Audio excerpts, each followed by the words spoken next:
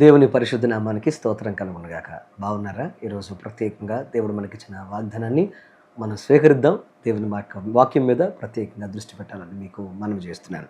కీర్తనల గ్రంథం 4 అధ్యాయం 8వ వచనాన్ని మనం చదువుకుందాం. కీర్తనల గ్రంథం 4 అధ్యాయం 8వ వచనం.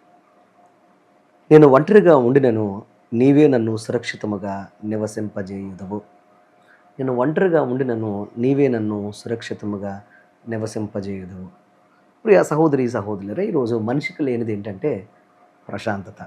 చాలామంది పడుకుంటున్నారు, వారి యొక్క శరీరాలు మంచం మీద ఉన్న బెడ్ మీద ఉన్న వారి మనసులకు మాత్రం విశ్రాంతి అనేది ఉండట్లేదు అన్నది వాస్తవం.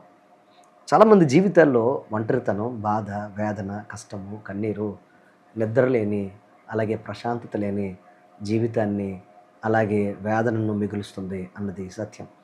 ఈరోజు దేవుని యొక్క వాక్యం చెప్తున్న మాట జాగ్రత్తగా వినండి.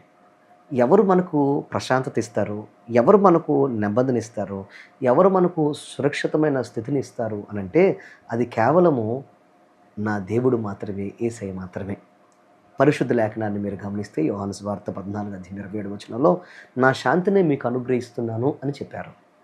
ప్రియ తమ్ముడు, చెల్లి, ప్రియ సహోదరి సహోదరుడా, ఈరోజు నీ జీవితంలో ఎక్కడికి తిరిగినా కానీ శాంతి సమాధానం లేదేమో, నువ్వు చేసే ప్రయత్నాలు విఫలమవుతా ఉంటే నీ ప్రశాంతత నువ్వు కోల్పోతున్నావేమో, ఒకవేళ నిద్ర పట్టని రాత్రులు గడుపుతున్నావేమో, ఈ దినం ఎలా గడుస్తుందో అర్థం కావడం లేదో, నేను ఎలా ముందుకు సాగాలో అర్థం కావడం లేదని బాధపడుతున్నావేమో. కీర్తనాకారుడు 55వ కీర్తన 22వ వచనంలో అంటాడు, నీ భారము యెహోవా మీద మోపు, ఆయనే సమస్తం చూసుకుంటాడని వాగ్దానం చేస్తున్న వాగ్దానాన్ని మనం చూడగలుగుతున్నాం.